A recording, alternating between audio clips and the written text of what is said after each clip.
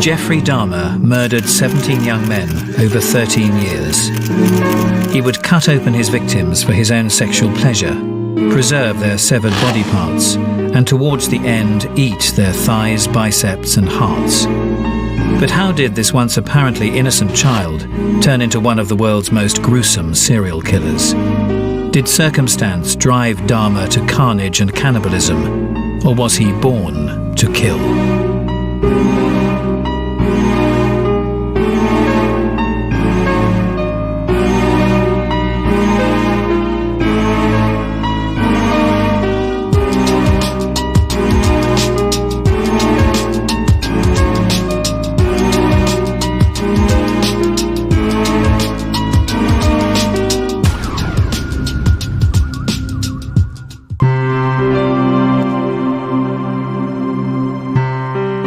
Jeffrey Dahmer was one of the most infamous serial killers of modern times.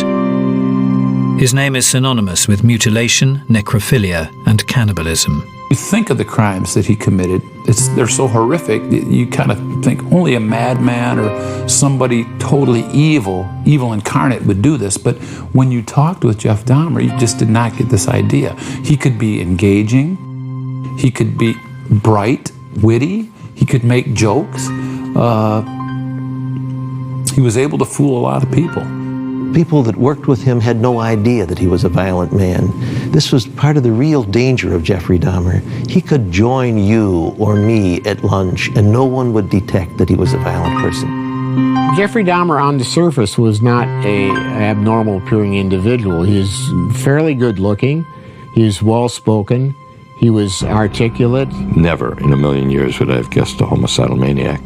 To me, he's always been really a tragic figure, which is kind of hard for a lot of people to understand. But I don't really think of him as, the serial killer monster. I just think of him as this kid who was spiraling out of control and nobody stopped him.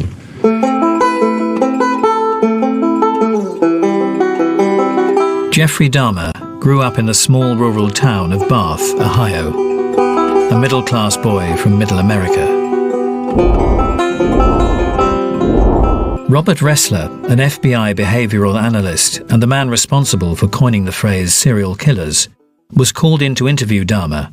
His years of experience interviewing serial killers such as John Wayne Gacy gave him a unique insight into Dahmer's mind. There is no evidence with Jeffrey Dahmer of any severe mistreatment or abuse in his childhood. His mother had a mental problem. She was depressed most of the time. She slept a lot and dropped out of family activities. The father was a PhD chemist and a very busy and very intelligent man who spent a great deal of his time at work. Pat Kennedy worked the beat in Milwaukee for over 25 years. Back in the summer of 1991, he was assigned to the Jeffrey Dahmer case and spent 6 long weeks with him. He knew him better than most. He was a product of upper white middle class. He was educated. He came from a family of means. Yet the fractures in his parents' relationship left a young Jeffrey feeling isolated. His interests turned to animals. He viewed them very differently to how most children look upon their pets. He stated when he was a very young child, 7 or 8, he had found a decomposed squirrel. And the bones were there. He kind of took it apart. He said that he found a roadkill and he wanted to see what was inside it, like a raccoon or a dog. He brought that home. A dead dog that he found on the side of the road was hit by a car, cut that open and looked at the insides of that. Jeffrey started to do this from a very young age. He would roam the surrounding countryside looking for roadkill to add to his growing macabre collection. His fascination with bones would continue into his adulthood, but he would eventually move from animals to humans. As he got to be about 13 or 14 and he was coming into his sexual awareness, that he had some kissing with another boy in the neighborhood, and he realized that he was attracted to boys. Becoming aroused sexually, and the cutting up of these animals somehow became enmeshed. So what he did as a young man with animals, he eventually did do later on in life with human beings.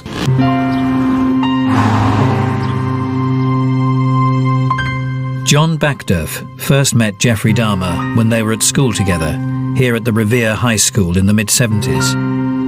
John, professionally known as Durf, has since created a comic book illustrating his teenage years with Dahmer. Dahmer? Well, he had a pretty rough time here, as did a lot of us. You know, he was a constant victim of harassment and abuse. Was beat up a lot, especially early on. Later, you know, they sort of got bored with him, but early on, I imagine he had it pretty tough. Dahmer discussed his childhood at length with Robert Ressler. This is the first time these recordings have ever been heard. I was up visiting a friend's house, walking back home in the evening, and I saw these three seniors from high school approaching me in the darkness. And I just had a feeling that something was going to happen. Sure enough, one of them took up a billy club and whacked me on the back of the neck.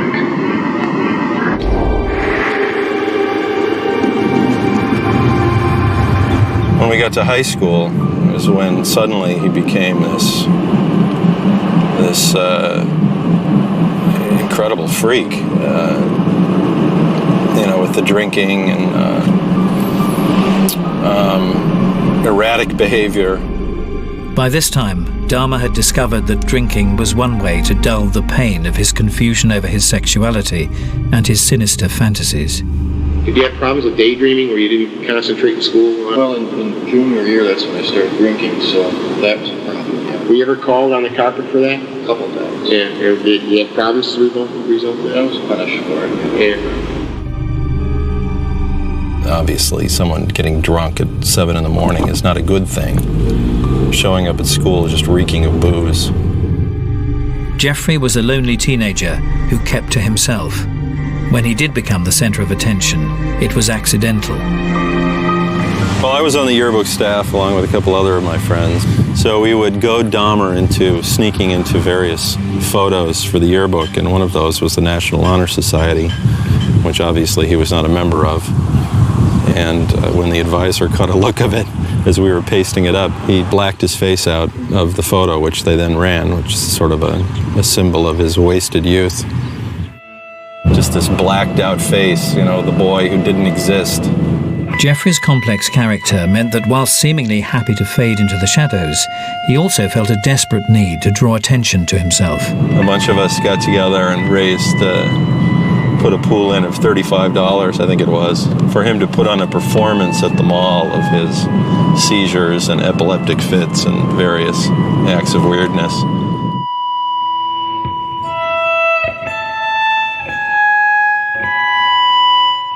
Durf also remembers stories of Dahmer experimenting with animals. His odd behavior was evident one fishing trip. Pulled a fish out of the lake, just a little sunfish, and took out a pocket knife and slashed it to bits. And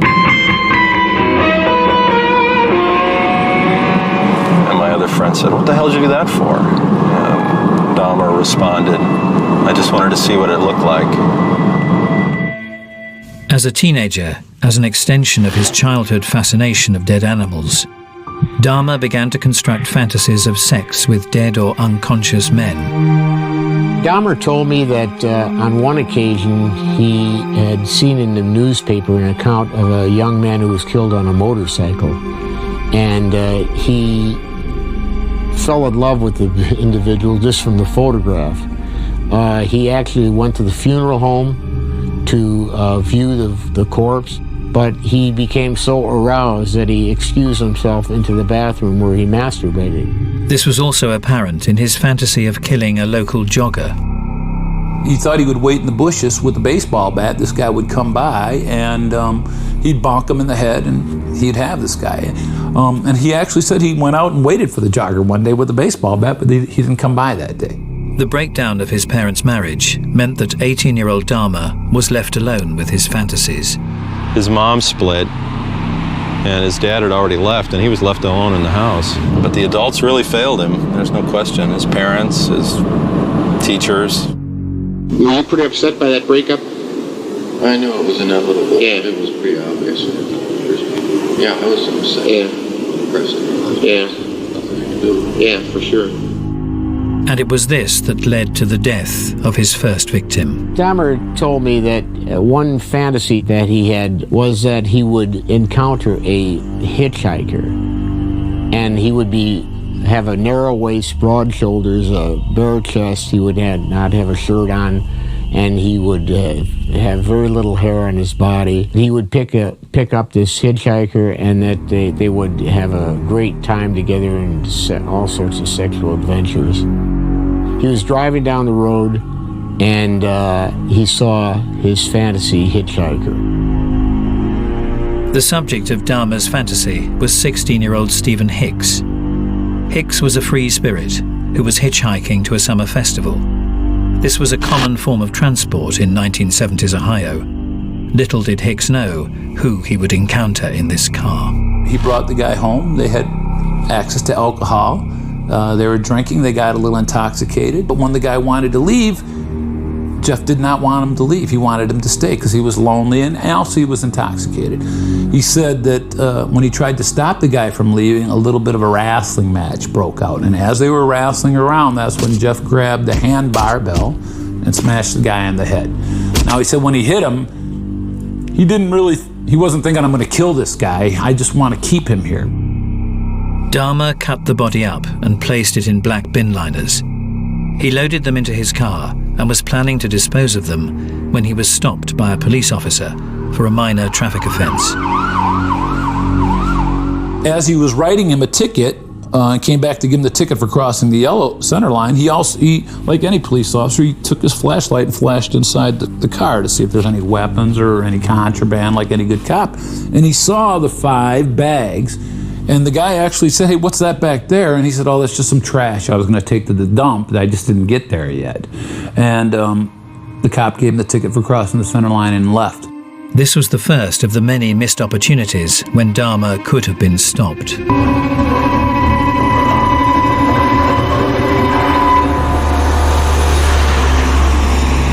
This is Dahmer's house. This is where he killed his first victim. He took it into this crawl space and apparently stripped the flesh off the bones underneath there. And when the cops went in there, turned this light on, and the whole thing lit up. Ceiling, floor, walls, everywhere. Just covered in dried blood. With a great idea, you just want to get things down on paper. Grammarly is the second set of eyes that helps me get work done. My name is Claudia. I'm a marketing manager and adjunct professor. Grammarly takes a lot of the heavy lifting off my plate. With AI Compose, it will give me a great outline to start with so that I can focus on expanding and elevating ideas. I use Grammarly every time I write because I can put my trust in it to help me communicate effectively. Download Grammarly for free.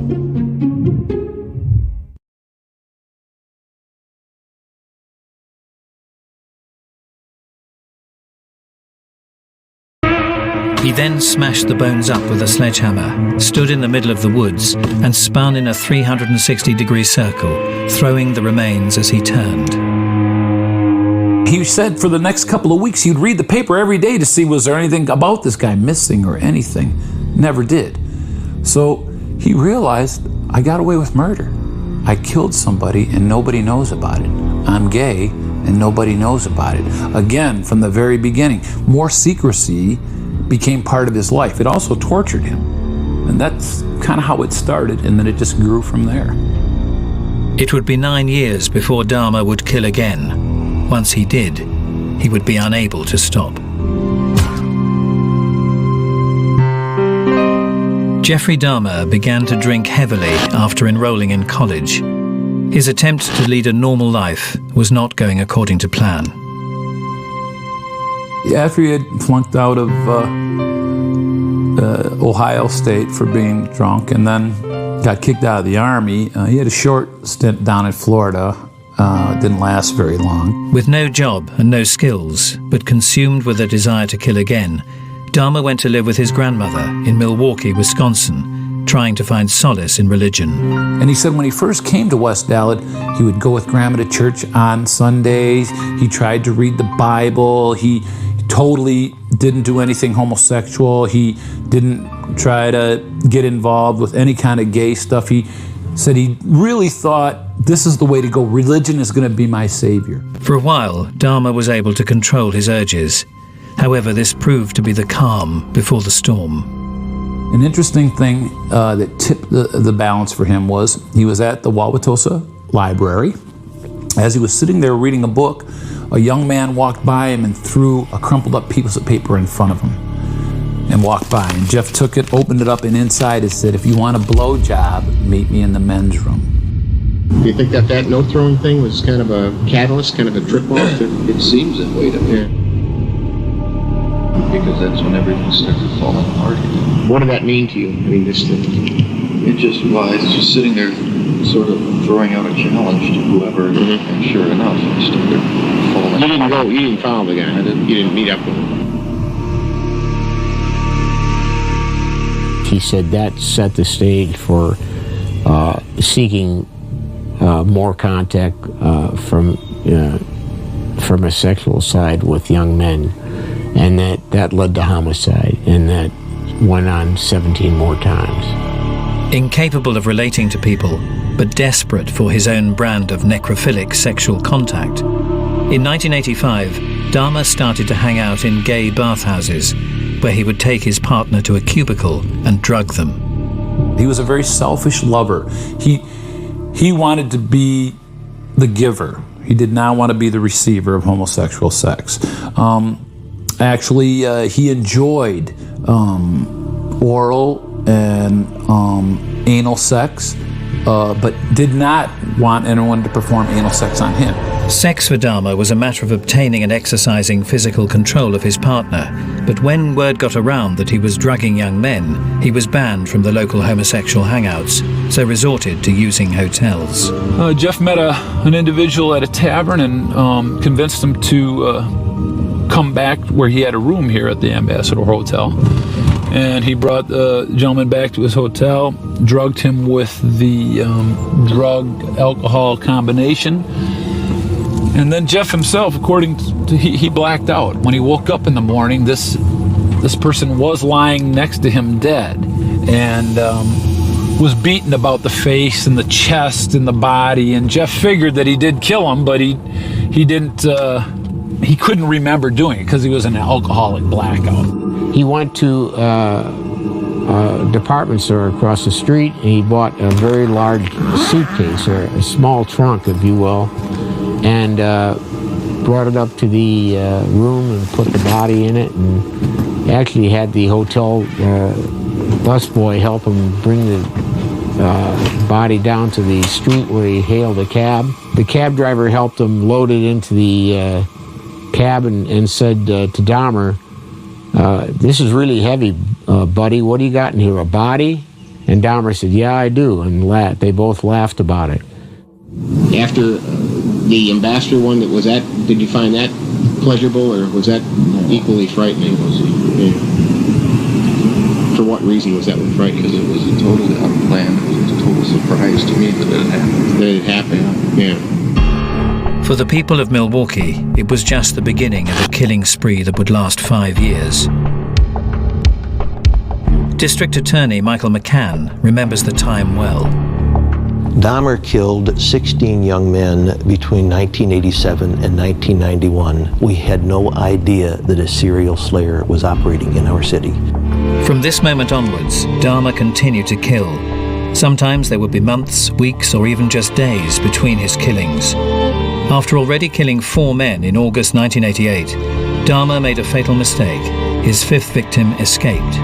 The police were called, and Dahmer was arrested for molesting and taking photographs of a 13-year-old boy. With the police and the court unaware of his grisly death toll, he was sentenced to do only 12 months in a low-security prison. His defense lawyer was Gerald Boyle.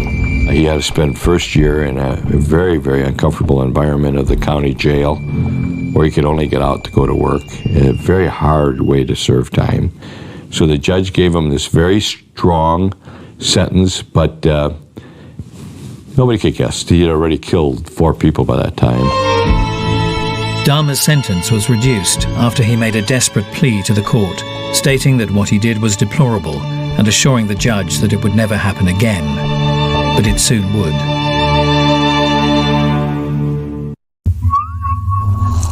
Dahmer needed to get his own place. He moved from his grandmother's house to flat 213 Oxford Apartments. So here's the building where it used to be, and now the city has done nothing with this. Absolutely nothing. It just sits there fallow. Now the building was in this design. It was a rectangle, 3-story, white stucco, 36-unit apartment. Behind this door was a place for Dahmer to fulfill his fantasies and commit horrendous acts on others, a place of death and destruction. He would pick up many of his victims from gay bars. This area here is pretty much where kind of the gay area kind of starts. This place right here, 219, was the place he liked to go for the, they would have the drag shows. Right next to it, C'est La Vie was another one of his favorites. As we go this way, there's a couple. Now, he was considered kind of a honey. I mean, he was a nice-looking guy. I mean, people thought he was nice-looking, and like I said, I wish I could be as lucky with women as this guy was with men. I mean, he got laid a lot. And he didn't kill everybody that he was sexually involved with. Local bartender Tony Timer remembers Dahmer well. Come to the back bar and he'd order a drink and he'd get a drink and he'd go and he'd sit in the corner. He was in his own little world, or like he was always waiting for something, which obviously he was. Now, you know. It was here that Dahmer met Tony's good friend, Eddie Smith. Eddie was such a wild, crazy person, so you couldn't help but like him, which, you know, Dahmer did. And so they knew each other real well. You know, well enough to make him comfortable enough to go into a house and take photographs. Eddie dreamt of becoming a model, and Dahmer knew all the right things to say. At $100 a session, it was easy money. Eddie would be sitting at the bar, and all of a sudden, you know, sometimes he would turn around and say, I gotta go, gotta make some money. And I'm like, where are you going? And he'd just turn around and look towards the hallway, and I'd see Jeffrey standing right there. And I'm like, oh, you're going. Okay. Well, call me when you're whatever, you know. On Wednesday, the 24th of June, 1990, Eddie met up with Dahmer and was seen dancing with him at the Phoenix Club. He just left with Dahmer and never came back. It was only at the trial years later that Tony realized that the same quiet man who used to drink at the end of his bar was the same man who had brutally murdered his friend. The community was shattered, you know. I mean, people stopped coming out. That blew my life apart. It didn't just affect my life. But it wasn't just the gay community that Dahmer targeted. He was an opportunistic killer who was always on the lookout for potential prey. One of his victims was in the bus stop right here. Right up here is a young man from Upper Michigan who was just down here visiting. And Jeff Dahmer met him in the bus stop right over there in front of that McDonald's and convinced him to come home with him. And that was the end of that guy. Some of the men that he victimized were homosexual, some were not. He would approach them and suggest that he'd like to take pictures of them when they come to his apartment. He had already prepared at that apartment a drug that he would induce them to drink. He said once he snapped the lock on the door and the person was in his apartment, he seemed to become more aggressive, more powerful. It was almost like a psychological transformation, and he became more sexually aroused. He would lay listening to their heart, and he trained himself to learn when they were coming out of the drug-induced coma by their breathing, because it would start to get kind of sharp and short from the long breathing of a drug-induced. And that's when he knew it was time to kill them. He would then perform oral sex on them before strangling and dismembering them, and often keeping his favorite body parts around his flat for days on end. Sometimes he would have sex with the individual as they were unconscious, but always after they were dead as well. So it became I think the preference was for the dead person because that way he didn't have to deal with conversation. He didn't have to deal with denials or rejections. It was strictly on his own turf at that time. He had all of his victims back at his apartment where he would be able to enjoy himself by going through the rituals that he needed to perform. Acts of sexual activity combined with destruction of the bodies. He would come back from work and make love with the dead body. He would sleep with it. He would lie with it. He would rub it and have sex with it. He was just very, very enamored with the concept of opening a body, seeing the internal organs spill forth, and several of the bodies he would put in his bathtub and pack with ice in midweek because he had to work the next day, so he could keep them for the weekend where he'd have more time to enjoy himself with these bodies. He said to do that he'd have to shower with cold water so he wouldn't melt the ice. It was uncomfortable. It was well worth it. One way to understand Dahmer's obscure fantasy world is to talk to someone who shares Dahmer's interest in death and bodies. Nico Klaus is better known as the Vampire of Paris. A convicted cannibal and murderer, Klaus killed a man in cold blood in October 1994. He served just 7 years in prison and is now free to walk the streets. So I can really relate to somebody like him. I can understand what went through his mind and what his obsessions were. He was really concerned with the aesthetics of death, how beautiful they looked like in his eye. This is why he took photographs of his victims. He would pose them in twisted positions. Yeah, what was the idea of the posing there? It was just a way to exhibit control, the way I wanted them to look, and to accentuate the physique. Keeping these photographs then was important to you as well. I'd use them for masturbation. Yeah, and you had a lot of them. Right. It continued on and grew in momentum, that the passions and the lust became stronger. His want to look for this perfect orgasm, I guess you could call it. He had to do more and more things in order to have this satisfying orgasm. It just started with having pornographic, homosexual sex, and then actually having homosexual sex with people in the baths, and then having sex and killing, and then having sex with dead people, and then having sex with the viscera, and then actually eating the people that he had sex with to get this experience. How does a human being get to the point that they can only eat the flesh of another? Only another cannibal can truly know. Nico was working as a mortuary assistant at a Parisian morgue when he tried human flesh for the first time. There is a state of euphoria. Right after you have done it, you really feel on a big high, and you are like on the top of a mountain. During dismemberment, I saved heart, muscle meat from thigh, arm, bicep, yeah, liver. Cut it into small pieces, washed it off, put it in these clear plastic freezer bags, and put them in my floor freezer.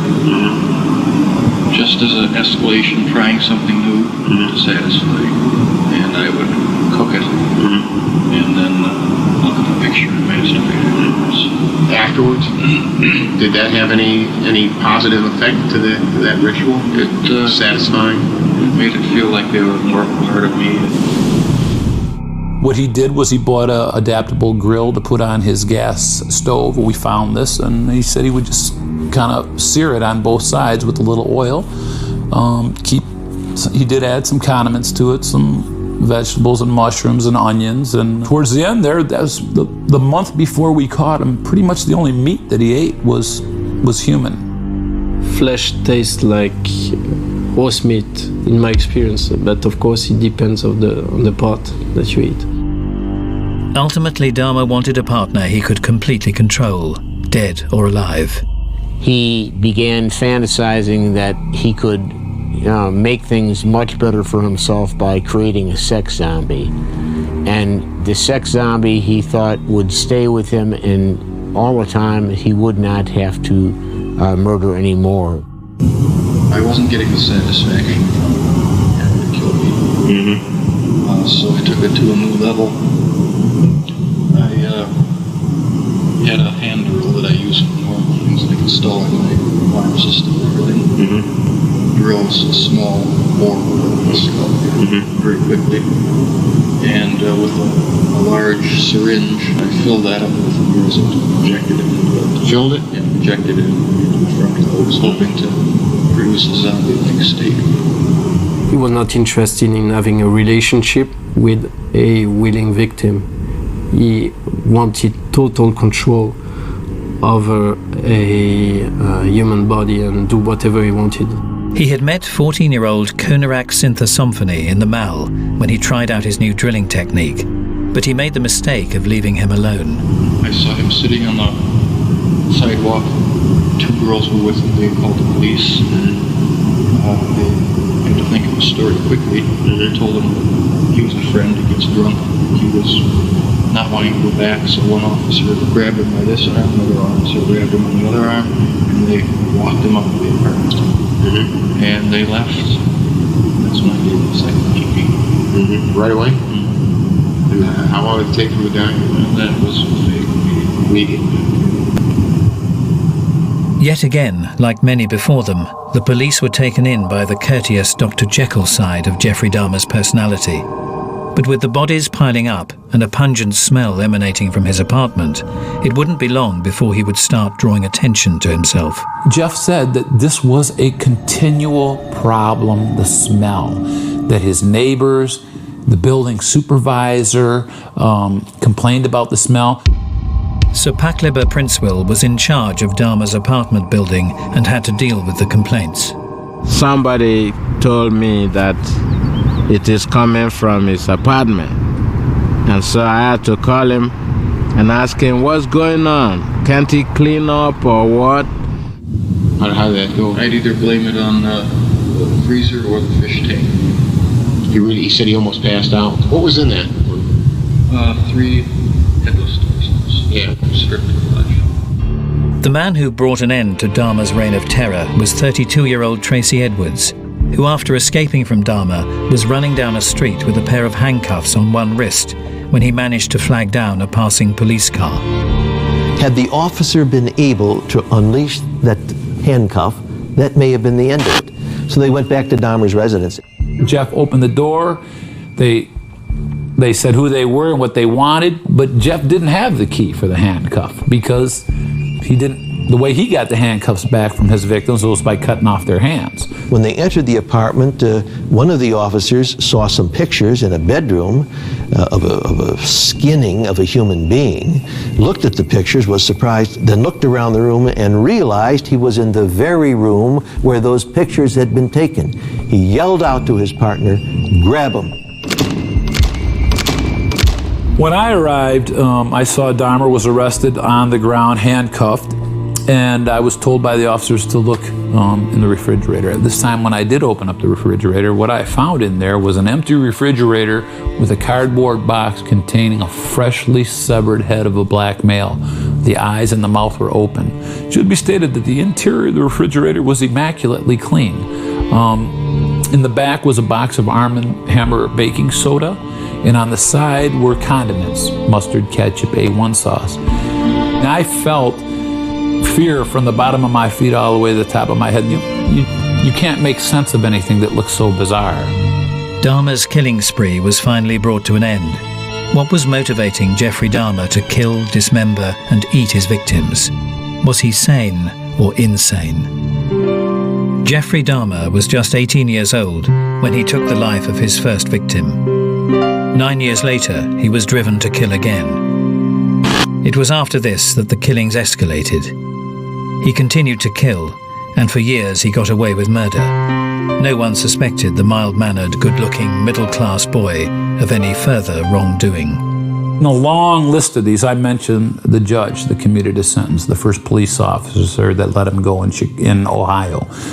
When he first got out, he was on probation, but not once during his entire time of being on probation did a probation officer come to his apartment, much less make a surprise visit to his apartment.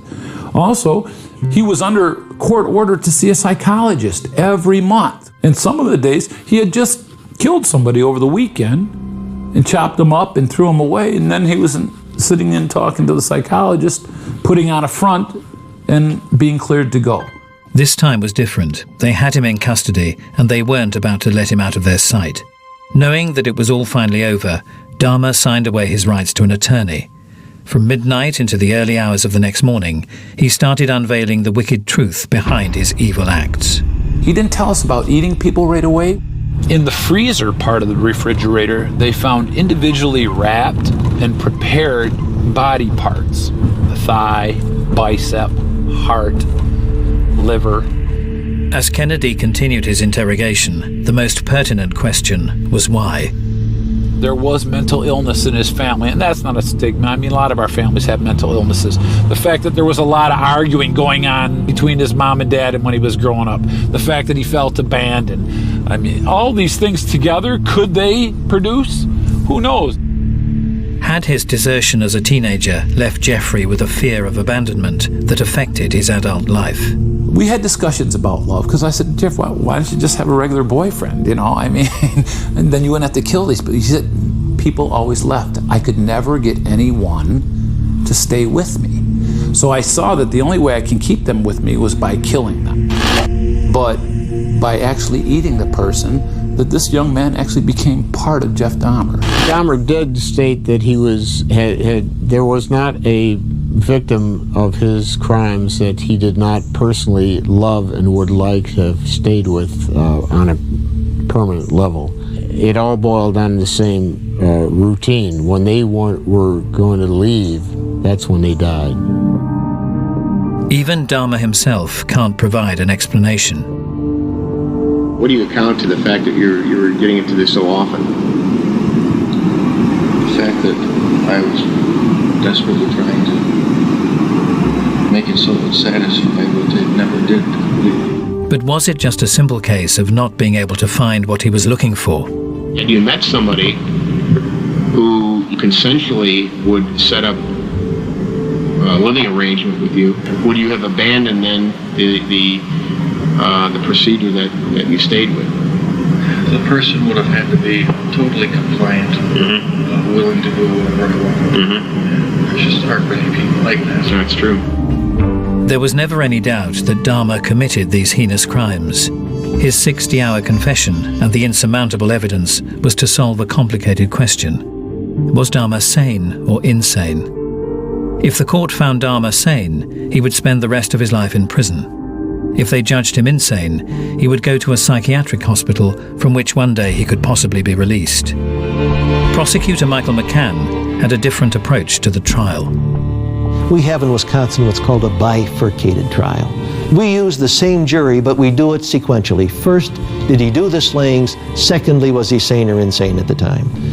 So the second part of the trial was the real issue. That went on for several weeks in this very courtroom. Dahmer called on his old defense attorney, Gerald Boyle. Boyle felt his client had to be insane. Killing didn't obviously mean anything to him. He had no conscience.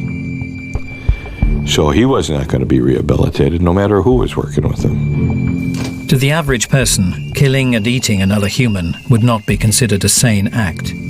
But according to Wisconsin's legal definition of sanity, if a person knows what they are doing is wrong, but keeps doing it anyway, they are classified as sane. Dahmer definitely knew what he was doing, but he didn't care.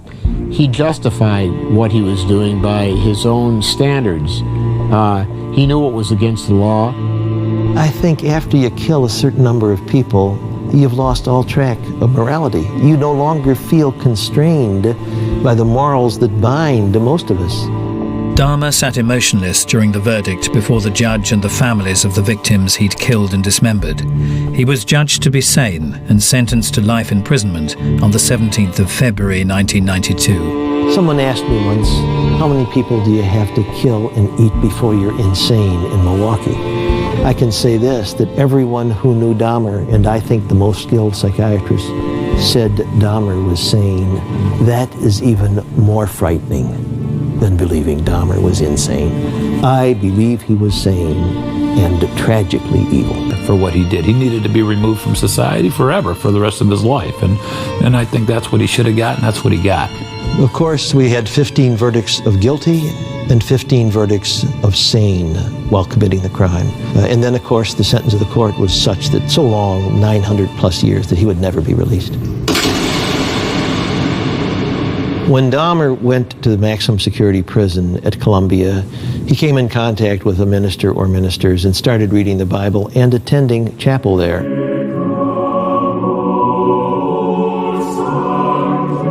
Faced with life imprisonment, Dahmer turned to religion once again for comfort and possible salvation. Eventually, he asked local Church of Christ minister Roy Radcliffe to come to the jail to baptize him. After I agreed to baptize him, he heaved a deep sigh of relief because he was afraid that I would say, I can't baptize you because your sins are too grievous, your sins are too bad, your sins are unforgivable. Well, that violates everything I've ever believed, and I would never say that. Jesus Christ came to save sinners. Jeffrey Dahmer was a sinner, and it's as simple as that. It was our first Thanksgiving holiday that was coming up, and so he made a big deal about giving this card to me, and it was written out and so forth. He talked about how much he was grateful for all that I'd done for him and how thankful he was that I was in his life and I hadn't given up on him. The only emotion he ever had confessed to regarding his murders was love. It wasn't hatred at all. And I never saw a sense of malice or anger or hatred toward any of his victims at all. In November 1993, 2 inmates were killed by delusional schizophrenic Christopher Scarver at the Columbia Correctional Institute. One was Jesse Anderson, the other was Jeffrey Dahmer. Scarver got a piece of equipment off an exercise machine, crept up upon Dahmer, and bludgeoned him to death. And then crossed a gymnasium and bludgeoned to death Anderson. He knew that he was going to be killed if he asked for the general population. And talking to the investigators said that the gentleman that was killed with him, Jesse Anderson, had all kinds of defensive marks where he tried to stop Carver.